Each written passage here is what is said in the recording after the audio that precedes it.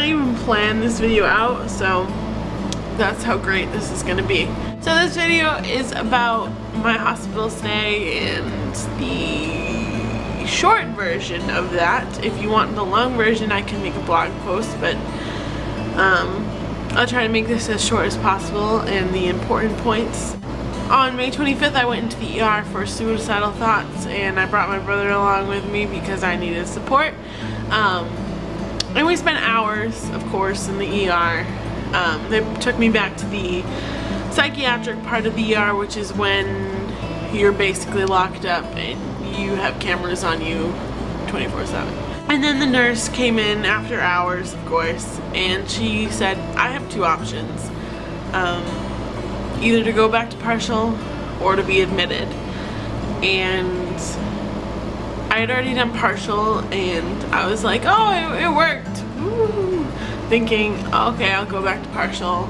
This will be fun. No. She admitted me.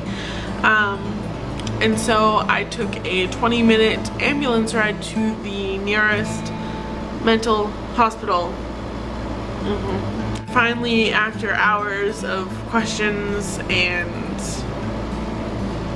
crap, I was brought up to the biggest floor of that mental hospital. And what happened was, when I was in the ER, they told me I was going to be in the smallest floor.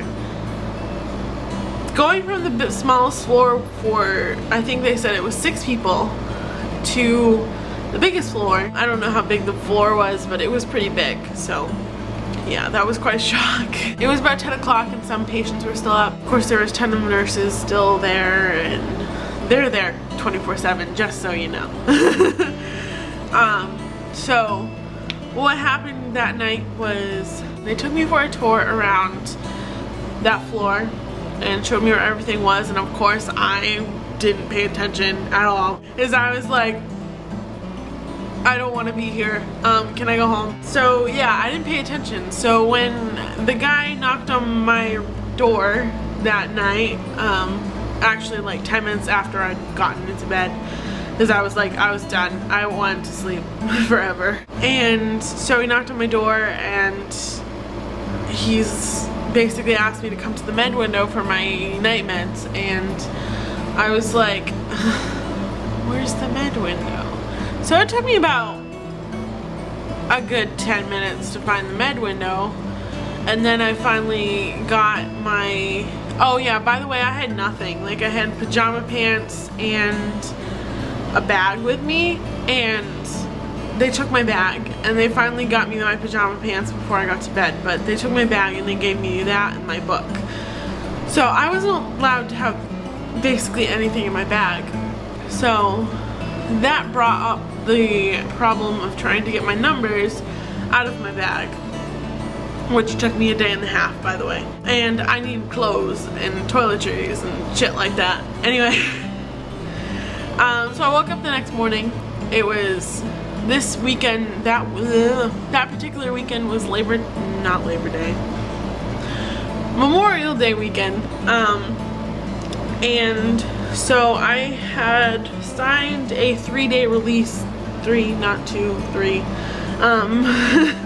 day release, where if you sign it, you can basically get out in 3 days. If the doctor thinks you're fit. If he doesn't and you say, I want to be out of here, and he doesn't think you're fit, you go to court and the judge will see if you're fit.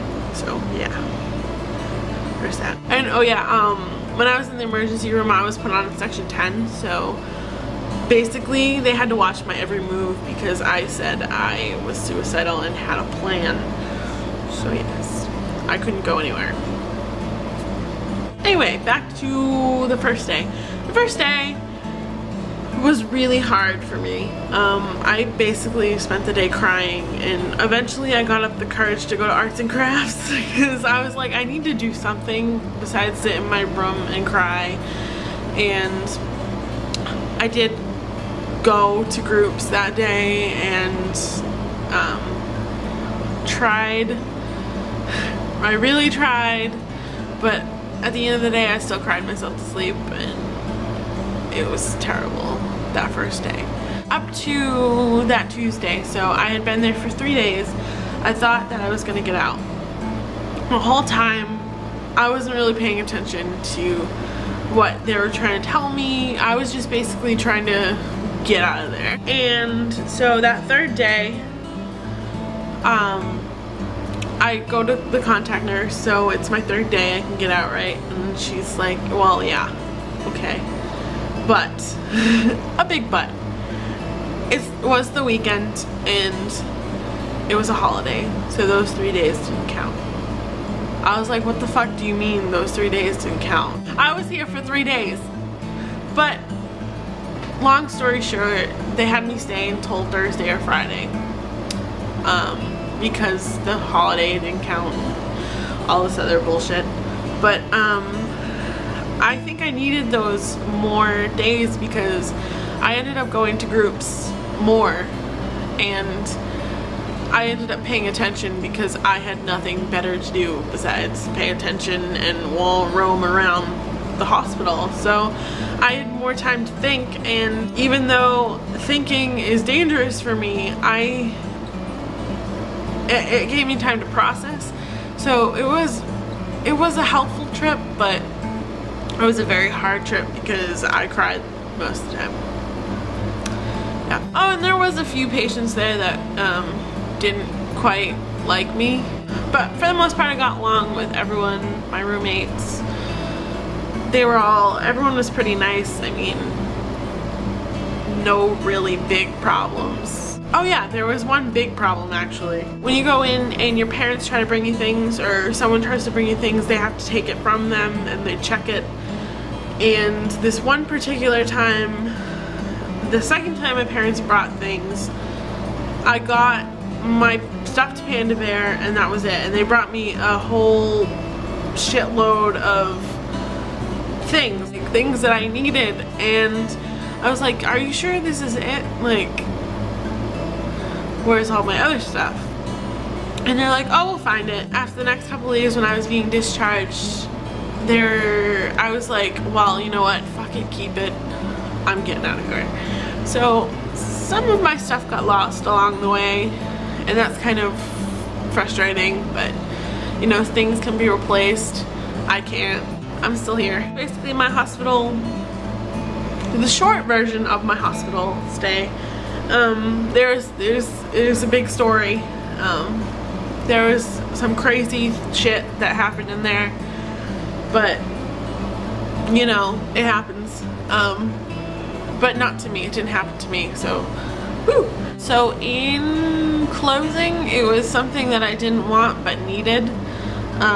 It's kind of nice to know that there's a place I can go to if I'm not feeling safe, but it's still a scary thought that I might end up back in there someday, which I don't really want to, but if it happens, it happens.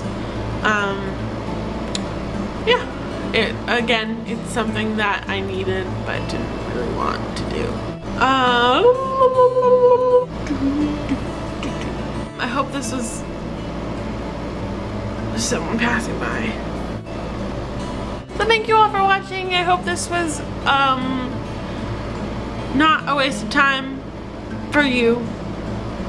For me, this is kind of just a journal of what I've been through, and hopefully I can look back on it, even though I don't really watch my videos after I post them. But oh well.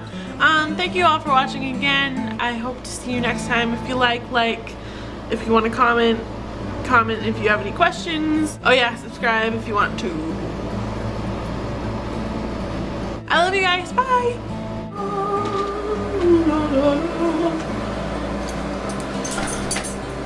Do you like to be held like a toddler? Do you like to be held like a toddler? I love you. Say hi to everyone. Fine, be rude.